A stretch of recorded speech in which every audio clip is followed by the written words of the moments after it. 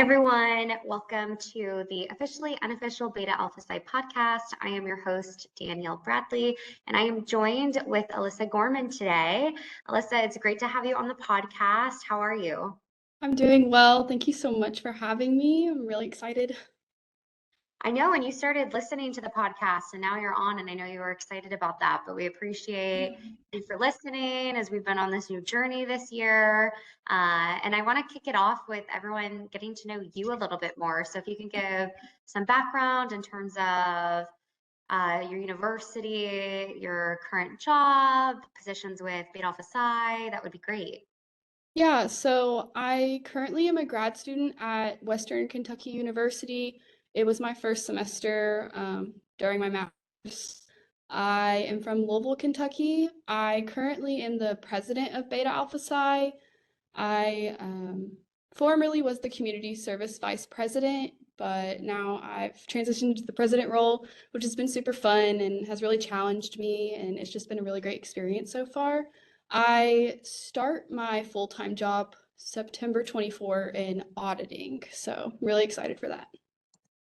Well, thank you so much again for being on and serving as our guest. And before we continue into the conversation, do you want to present some disclaimers that any opinions that are expressed on this podcast do not necessarily represent the idea of our employers or of Beta Alpha Psi International? But now that we've gotten through that, I'd love to hear a little bit more about how you initially got involved with BAP and understand the transition from community service to president. Yeah, so I actually didn't become a accounting major until my junior year.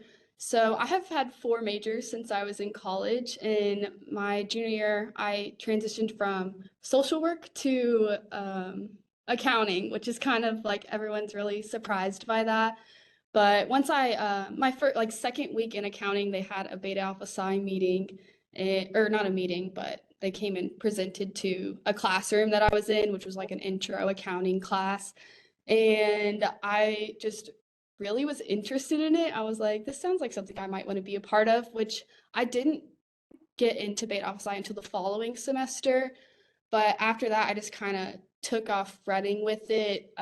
Like I said, I was a social work major, so I did transition into accounting. It was actually a really hard decision for me. I um, I knew I wanted to help people, but at the same time, I felt like I was good at accounting because I did the intro class my freshman year, and I knew it was like a secure job and it would pay more, which almost I felt selfish to make that decision. But once I did become a part of Beta Alpha Psi, I realized that you can still do those things, help people become involved, and that kind of really just drew me to it. And I became vice president of community service the next semester once I got initiated, and now I'm president. So it was just kind of an interesting little path that I took, but Yeah, that is really interesting. And I know that that was one thing that I struggled with too in college was figuring out what I wanted to do. And originally I was set on being a corporate attorney, and obviously that's not where I am now. So I think it speaks to the path that you may have outset for yourself is not guaranteed or not what your future self may be wanting, and to listen into how you're feeling in the present moment and making a decision. So do you have any words of advice for students that might be going through that right now or trying to figure out what career path may be best for them or where they align most? How would you provide any words of recommendation or advice for them? yeah, while I haven't started my full-time career yet, I know for a fact that being happy is important.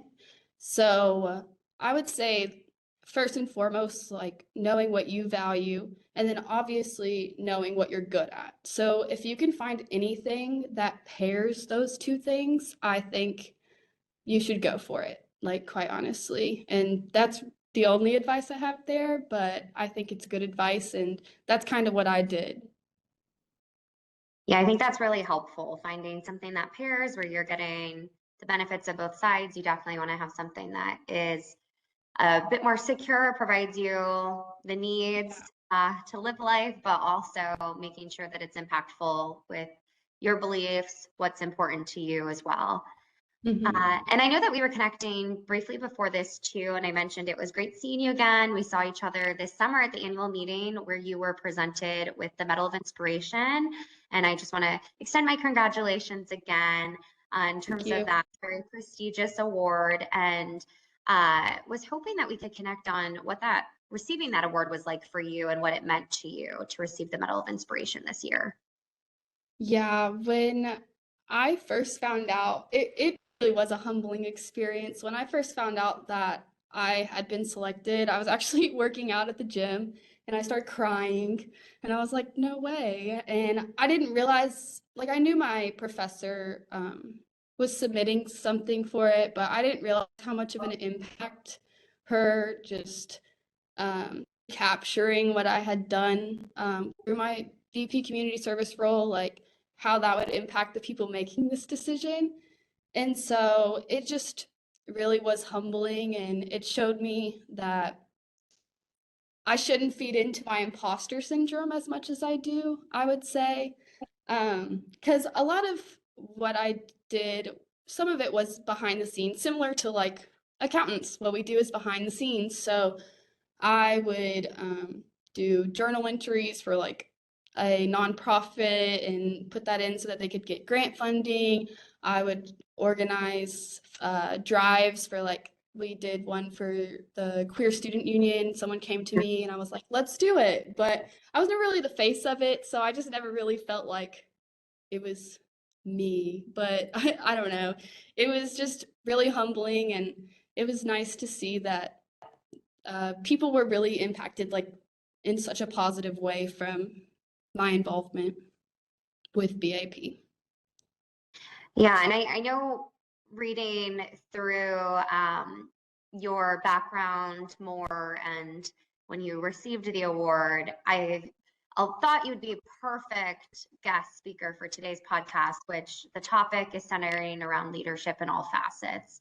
I think it's important for students as well as any professionals to think of leadership in multiple ways, leading yourself, leading your team and those that are around you more specifically, and then leading the community in the world. And so definitely with yourself, we've already hit on some of the points of leading yourself with making some of those courageous decisions to figure out what is benefiting you, where you align from a career and growth in terms of your team and involvement with the Beta Alpha Psi chapter at your university. And then I know you have been involved quite significantly with the community service element, what you're referring to with behind the scenes as well. So what would you say has been the most memorable event relating to community service or leading of your community or the world based on something that you've done, your chapter has done, relating to your community? Yeah, one of my favorites, I would say, is something we do reoccurringly. We do Feeding America. So what we do is we'll package meals really early in the morning, and then we'll go car to car and make sure that they're getting the right amount of meals based on the amount of families that are picking them up. That's one of my favorites. Because I get to interact with the people, and I just love talking to them. I think food insecurity is one of the biggest problems our city specifically faces. And so just knowing that our chapter gets to be a part of helping that, battle that. And I used to be in a sorority who also their philanthropy was food insecurity. And then when I was in National Honor Society in high school, we did this huge food drive where we got to deliver to people's homes. And I feel like I've always kind of been in that food insecurity, like involved with that, because it is just truly such a sad problem that many people face in our country. And so I would say that's definitely my favorite thing that we get to do every semester. And in terms of your involvement with Beta Alpha Psi, was the service element one of the incentives or reasons you decided to join? Was being able to continue to align with that passion area of yours in an organization? Yes, 100%. I kind of always like lean towards organizations where that definitely is a value of theirs. I just think if I want to be a part of something, I want to have an impact. I know actually Crystal Cook, she was the speaker for our DEI session this semester for BAP with AICPA, and something she said that stuck with me that I actually agree with a lot is leave everything better than you found it. And so I think like with community service and having an organization that does that, there's so many opportunities to leave things better than they were before. Absolutely. Yeah, that's an important and valuable mantra. I think even sometimes what you hear, one of my favorite quotes by Gandhi is, be the change you wish to see in the world. And so aligning those passion areas, and I'm glad you have found that in Beta Alpha Psi, but also been able to continue that work with what specifically is a need in your local community as well. And I know that you did just bring up DEI, and I personally know that you're an advocate for DEI and are very passionate about that. So what does DEI mean to you? I'd say in just like a single word, DEI to me just means everyone. I think it's super important that we push diversity, equity, and inclusion in the workplace and just in the world in general. But in terms of us being accountants, I think it's super important that we understand that leadership, they have biases, we have experiences, and maybe sometimes that can influence our decision making. And I think that education from both all the way from the entry level to executive level on DEI is super important. It gives us diverse thought. It helps us battle obstacles for people trying to enter the workforce who maybe have social and economic barriers. And it just allows us to include everyone. And I think that's just super important. And I think it brings so much to the table. And especially with the field just really hurting for people right now, just really pushing DEI could maybe help increase the numbers. But at the end of the day, I just think it's important because it represents everyone. And I think everyone has a place somewhere. Absolutely.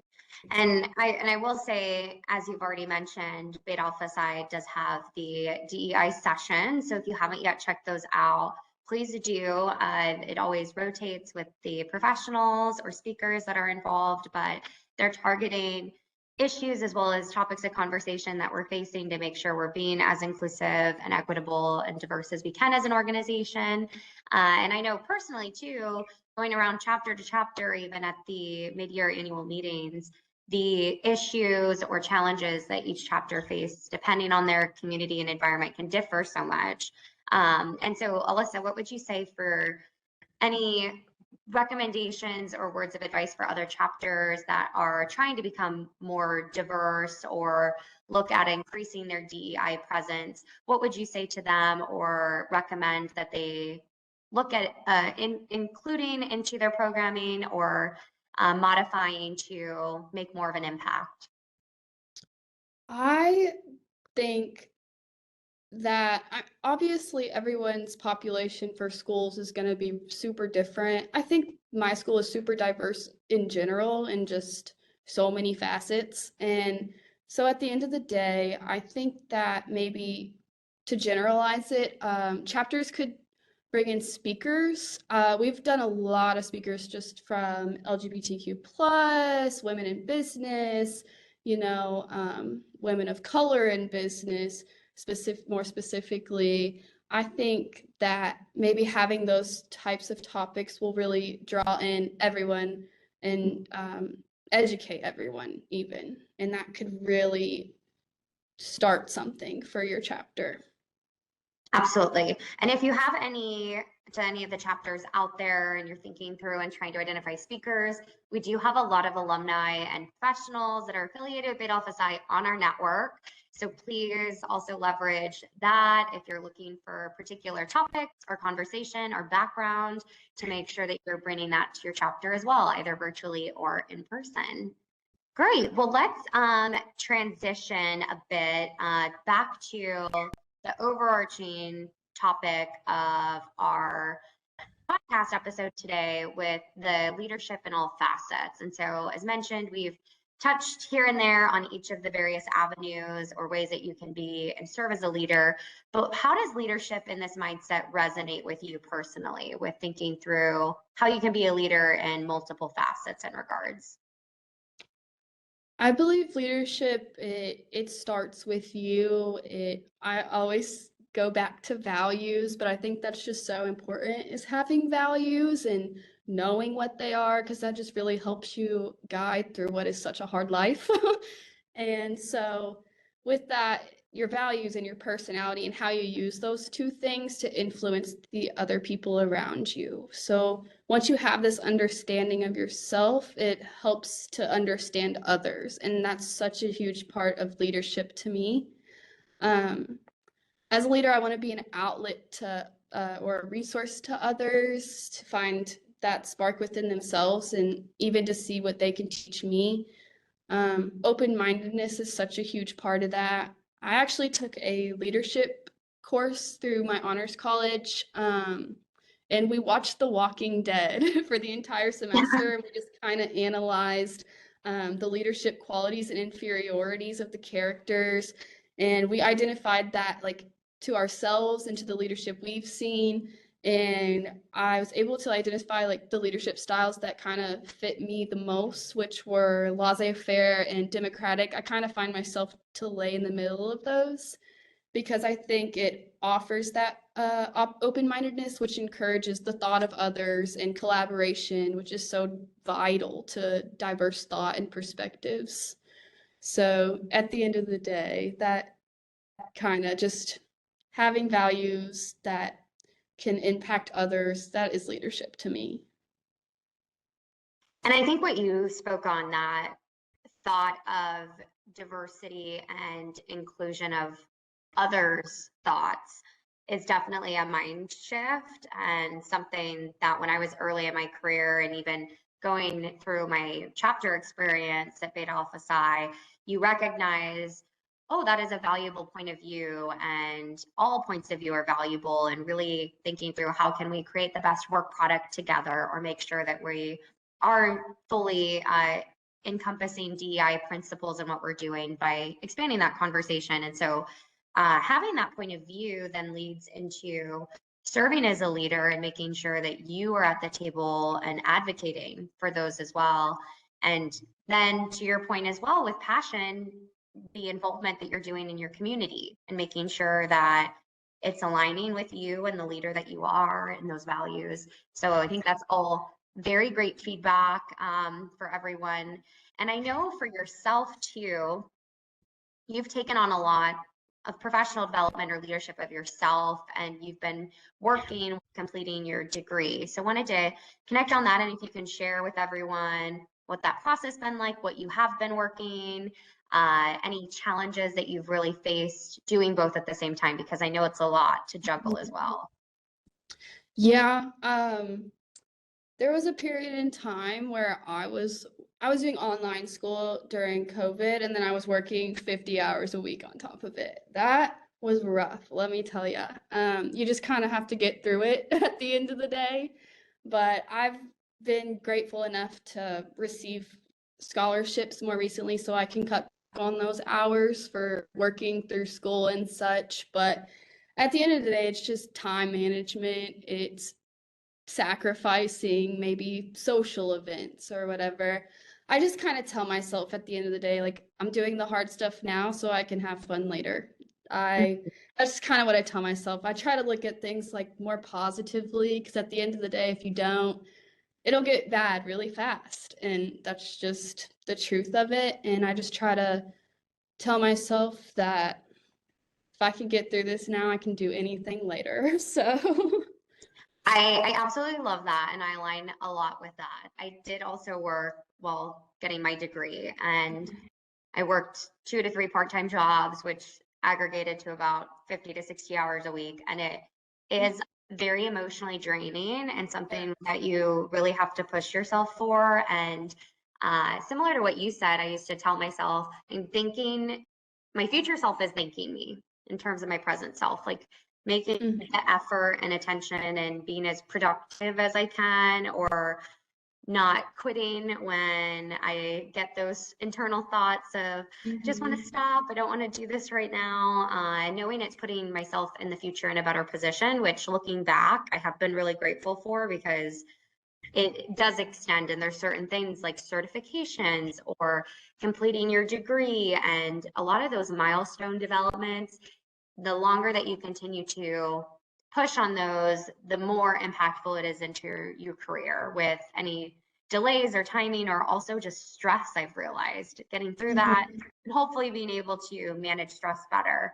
And in terms of any students affiliated with Beta Alpha Psi that might be listening right now, do you have recommendations or word of advice of how they can better balance work and school at the same time through time management, or maybe what's worked for you for time management, or any of those mental techniques and approaches that you were referring to as well? Yeah, I mean, I really write out my schedule. I make sure that I'm looking at things 2 weeks in advance, just especially when you have leadership roles in Beta Alpha Psi. That's a whole nother thing to add on to it, just because there's just some random things you may have to do, and just I really just keeping a good schedule and just seeing things out in the future is something that has really helped me personally. I know we're all different, so Hmm, but absolutely.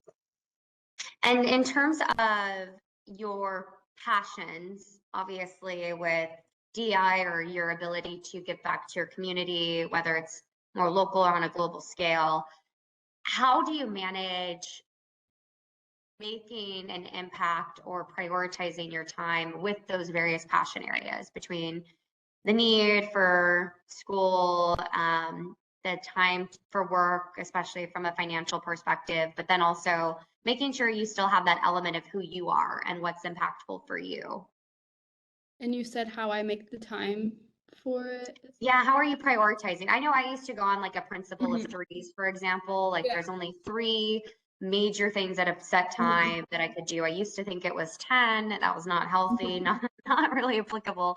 So Yes. do you have any sort of approaches in terms of making sure that you still have time for those passion areas of yours while they might be limited depending on some of the other restrictions, but still making an impact, or also having that commitment to yourself and leading Mhm. yourself still with making sure that you're going to align with your passions? Yeah, I school is the thing that's first and foremost for me, obviously. I think most people would probably agree with that. And then second to me comes work, because I can't get through school or pay my bills without the work part either. So those two kind of go hand in hand for me. They both are super direct towards my success. And then thirdly, I think for everyone, it should just be that thing that keeps you sane. Mm. Like, whether that be family, whether it be friends, whether it be video games, like, I don't know, just having something that keeps you sane to balance out those two main things that are really gonna get you to that success that you're working towards is super important. I so believe in balance. It's something that I value, and I think that it has saved me from insanity, quite honestly. So just having family, sometimes it switches for me, even like that third thing. Like sometimes it'll be family that day, sometimes it'll be hanging out with my friends, sometimes it's just going on a walk, you know what I mean? Or exercising, you know? So I just think balance at the end of the day is super important. Absolutely. And that was something that took me, honestly, years into my career to understand. And I wish I understood it earlier than that. I used to look at everything a bit more from a year perspective, and really you can get it very granularly to what you're referring to. Like for this day, this is that third Yeah. item for me, or this week, this is what's really important, or where I want to also spend my time. And so I would definitely echo your thoughts for anyone that's listening, and making sure that you have that commitment to yourself, because leading yourself is prioritizing yourself and your sanity, your stress management, anything Mhm. in terms of your professional management too. So making sure you have that healthy balance of what you're doing professionally, personally, and anything else for you that is career or goal oriented. And so it's great feedback. Thank you for providing that, Alyssa. And I know you're in grad school now. So has there been any major shifts that you've noticed or comments in terms of the transition from undergraduate to graduate program? Yes, I don't want to scare anyone, but I was not prepared. I did not realize how much of a difference it was going to be because I'm at the same school as I was for undergrad. So the workload difference is crazy to me. It took an adjustment of about 2 weeks where I wasn't crying every single day, but it gets better. You'll adjust, and it's just like go into it, know that it's not going to be easy the first week or two, and it'll be great. But it definitely was an adjustment, but I am doing great. I actually really loved that I went through with doing it because I didn't necessarily need the whole master's to sit for the CPA, but the opportunity came my way. And so I was like, let's do it. I'd love to learn. So it's really been good so far. I actually sit for the CPA exam next week, and our grad program is really navigated towards getting us to pass the CPA exam. So I'm hoping that will really help me out next week. So, Well, I can't wait to hear, and I'm wishing you the best of luck. I know that that's also something very stressful to be doing while going through a grad program and everything else that you're managing. It does take a lot of time studying, one for your program and then also for any certification requirements. And which program specifically, from a graduate perspective, are you completing? I'm in the Masters of Accounting and Data Analytics. So I take about uh, 15 hours of accounting and then 15 hours of data analytics. An equitable split. That sounds so interesting. I know that that wasn't an option back when I was going through my grad program, and I have been uh, very glad to see the change in the industry with making sure programs are now getting updated with what is occurring in the workforce. And so for yourself, when you were navigating grad programs, why did you specifically choose that program or the mix and inclusion with data analytics? So our accounting department here at Western actually has a jump program. And so that jump program includes the Masters of Data Analytics in accounting. But however, when I transferred into accounting as a junior, I wasn't really eligible, just the way it worked out with the timing and all that. So I kind of just had to do the full year of the master's. And just because a lot of my friends that were in my accounting courses were going to do it, and it was aligned with my goals in becoming in a public accounting. And I knew that they were really CPA focused, and it just really aligned with my goals. And that's kind of why I chose that specifically. And I know that you're transitioning into audit. So how similarly did you go through making that decision process? What were some of the things that you navigated or looked at from a value perspective to figure out, similar to what we were talking about earlier, what aligned with you and your values and what you thought that would make the most impact in your life? So I actually, they were the only person who gave me an internship offer my first year in accounting, public accounting, that is. So I interned with them last summer, and I loved it a lot. And I actually had a private accounting internship the year before. Just I knew a family friend that worked somewhere, and I got some really great experience just from that kind of falling in my lap. It really helped me with like the accounts payable sector, which has helped me in auditing now. And it's just really cool seeing those two. So I just kind of want to plug there. If you have the opportunity to get both a private and public internship, I totally recommend it. I think they can be really beneficial in their own ways, and they can both even just come together, especially in that auditing role where you're kind of looking at those things. But anyway, um, Yeah, so I had an internship in audit this past summer at Harding Szymanski in Louisville, and I just really loved it, and they just really took me in, and they taught me so much stuff, and I'm just really grateful for it. And they offered me a job, and so that's kind of how I got into auditing. It just happened that way, but Yeah, and I'm a firm believer in everything will happen as it should be, and that opportunities that get provided to you and saying yes is something that you should be doing, or that I always recommend. Obviously, don't kill yourself and think about balance, as we've talked about. But yeah. so also what you said about the dynamic between private and public, I also had a very similar experience with that. I started working in private accounting before transitioning to public accounting, which Hmm. the norm typically is a bit more of the opposite. Individuals going into public accounting or starting there and then potentially transitioning out and going private. But to your point, I really viewed it as an incentive starting private and then transitioning because you Yes. already had a foundation, especially when you're dealing with clients with what they're going through or what their processes are.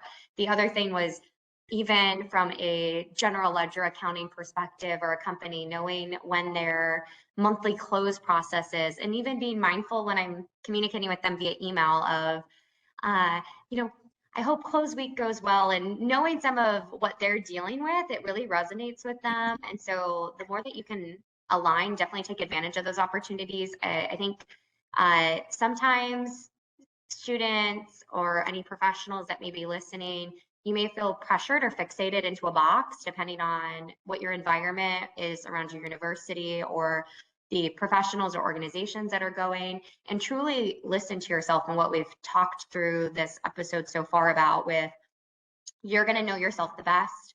Take advantage of those opportunities, figure out whether or not you like it.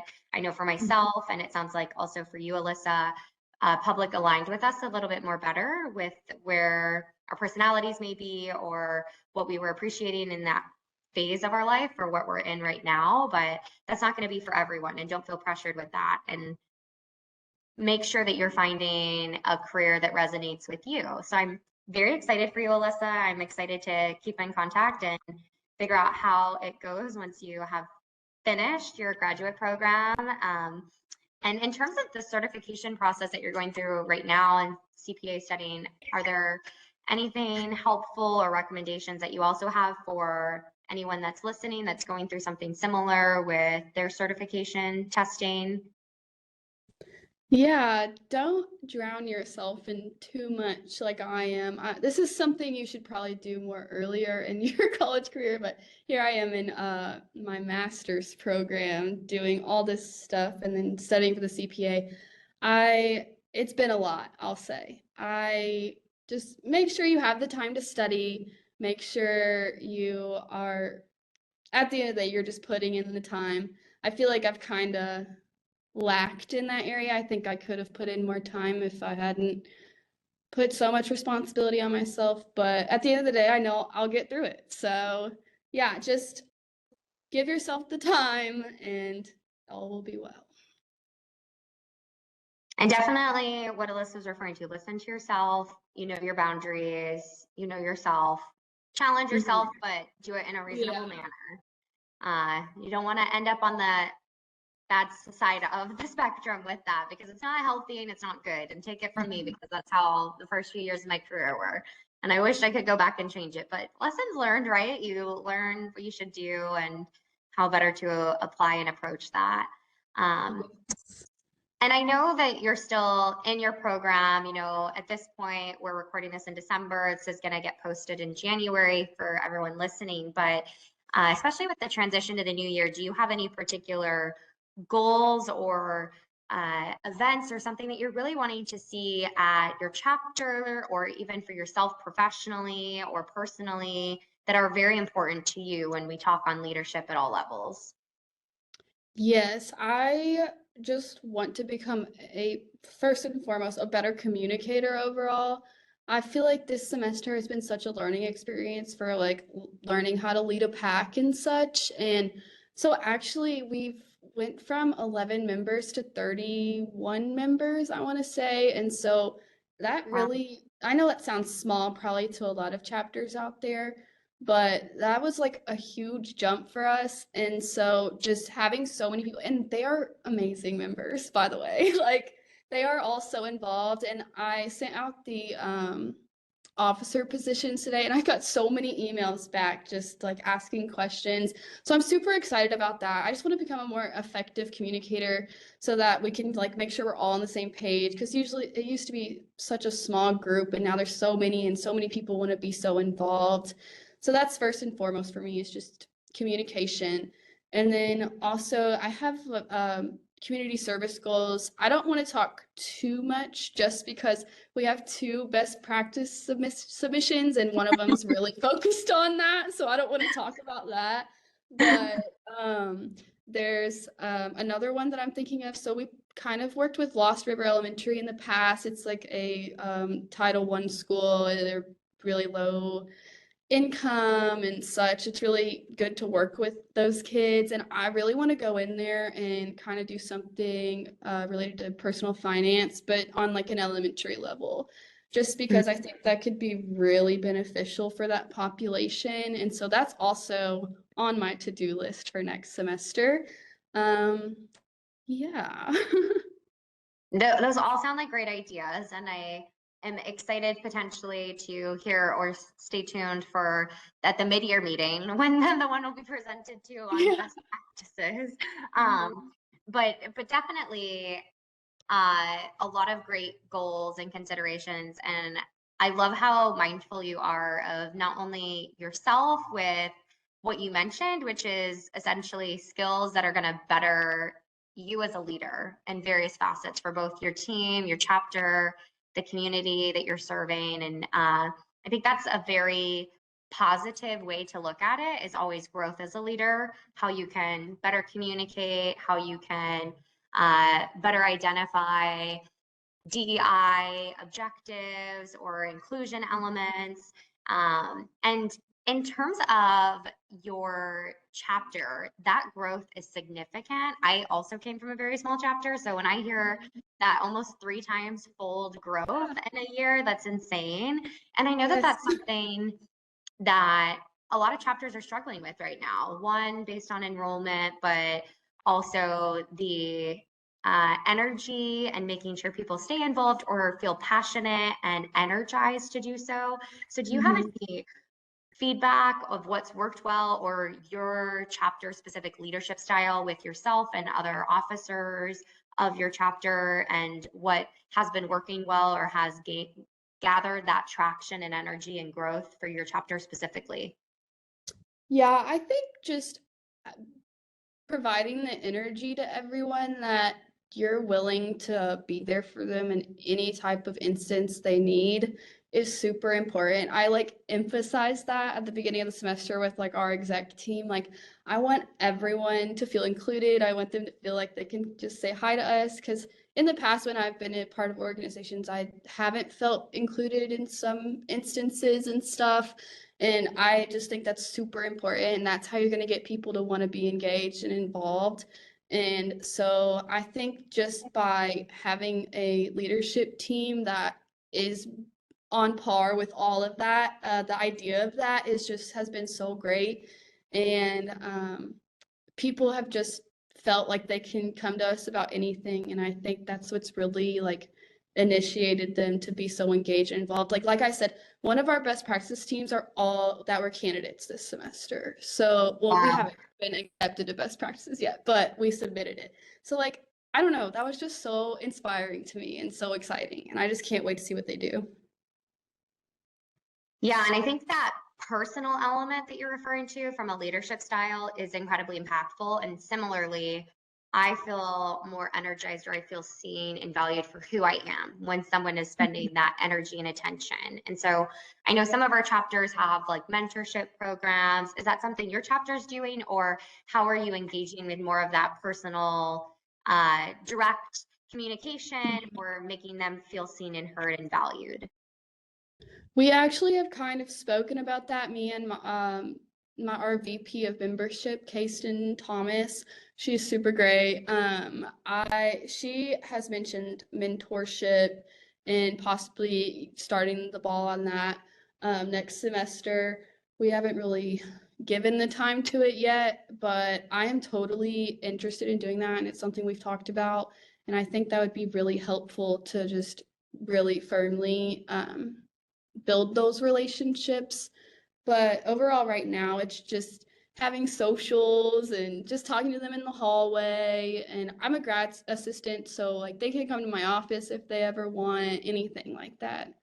So, That's helpful. So it sounds like being intentional with your time and encounters with one another. And that's not just yes. during your meetings, it's not just during a set period of time, but really as you're passing through the hall, something quick and simple, making them feel seen, valued, and just that level of appreciation where you're viewing them as a human and as a person and everything else. Yeah, that's exactly what I was trying to get at because I feel like in a lot of jobs, people just feel like a number or something. And I guess it could kind of feel like that in organizations too. Like, the only reason why you're in the organization is to just do something for the organization. But I want people to get out of this friendships, true connections, and just good experiences. Absolutely. And that is something looking back that I am so appreciative of is that connectivity. And Me too. my like cohort, as you call it, went back when I was president of my chapter. And I have best friends to this day where we met in Beta Alpha Psi and had those socials and had those fun events. And just to what you spoke on with the connectivity, being intentional with your time. And I think I've seen that just being in management and transitioning through my career is that is how I also lead, which it sounds like aligns with what you were mentioning, more of a collaborative leadership style and technique, but making sure that you are intentional with how you're communicating and connecting and doing it more regularly. And I think that's always something I look back and I'm like, I wish I could do more of this. And like next year, I'm going to communicate more. I'm going to do it more frequently. And so there's always that growth. Don't feel to overwhelm yourself, but always focus on how we can increase that connectivity is Mhm. something to focus on. But I really have we've gotten a lot from this conversation, Alyssa, in terms of giving examples of how you've led yourself, techniques of how any students or professionals listening can make decisions for themselves or feel empowered to do so, the element of leading your team or your chapter, and then also the community and the world, and making sure with all of that, you're aligning your values, your beliefs, your passions to make your life as fulfilled, hopefully, as you can and as possible as years go on. Is there anything else that's coming to mind in terms of this topic that you think would be helpful to share before we close out? There was one thing I want to say, do not be afraid to ask for help. Earlier you asked me a Mhm. question and I kind of didn't really say much, but don't be afraid to ask for help. I think that's super important and that's one thing I would like to say. Yeah, that's a really great point because I was the type of person where I almost viewed that as a weakness, which isn't Mhm. healthy, as we've Yeah. established. But Yeah. asking for help is one of the ways to also show your not necessarily I wouldn't say like vulnerability, but show that you are being honest and open, Mhm. especially as you transition in your career and saying, I need help with this, or I'm valuing you as an expert in this field. And that's something that I do to this day too with you're not going to know all the answers. You're not expected to, and nor is that how you're going to have the most value of yourself. It's that network that you're building, Mhm. making sure that you are maintaining that network and connectivity that we've talked about. But definitely ask for help. Don't try to do it all yourself. Don't overwhelm yourself. Yeah. And I think this is a great time with this episode too for everyone to start thinking about your growth for 2024 as we come into the new year. And I know some people might not follow the aspirations. I personally started last year. So, I mean, this is going to be the second year, but doing a vision board. And I found that really helpful. So, if Yes. you haven't done that, I recommend it, but it was helpful for me to also look at how I can lead in different aspects with what are my goals for myself? How am I connecting with family, friends, my um, employee group, my firm, any financials in my community as well. And so I know that we've connected, Alyssa, on your goals or aspirations for this next year. And I hope everyone is thinking through that process similarly too. But please feel free to reach out. I'm going to close this episode now. Thank you again so much, Alyssa, for your time and all of the experiences that you shared and your approaches and techniques. If you are curious, please stay connected to us. Our social media handles will be in the description box of this podcast episode. Please like, subscribe, review, email us if you have any recommendations. As mentioned, Alyssa is one of the listeners of our podcast. And for any of you that are out there, if you have something specific you would like recognized or discussed, that is what the goal of this podcast is. So please reach out to us. But with that, we'll sign off. So thank you, the Beta Alpha Psi networking community. And thank you again so much, Alyssa. It was great connecting. Thank you. Thank you so much. Hi everyone, Danielle here with the credits. This episode, titled Leadership in Multiple Facets, was hosted by myself, Danielle Bradley, and accompanied by our special guest, Alyssa Gorman. This episode was recorded digitally. Music was sourced from Resolute Audio and fine-tuned music on Adobe Stock. Huge shout out to Beta Alpha Psi for their financial support and keeping the podcast going strong. If you haven't already, please join the alumni and member network. Details can be found in the show notes. Thank you for tuning in, and we'll see you on the next episode of Becoming a Professional.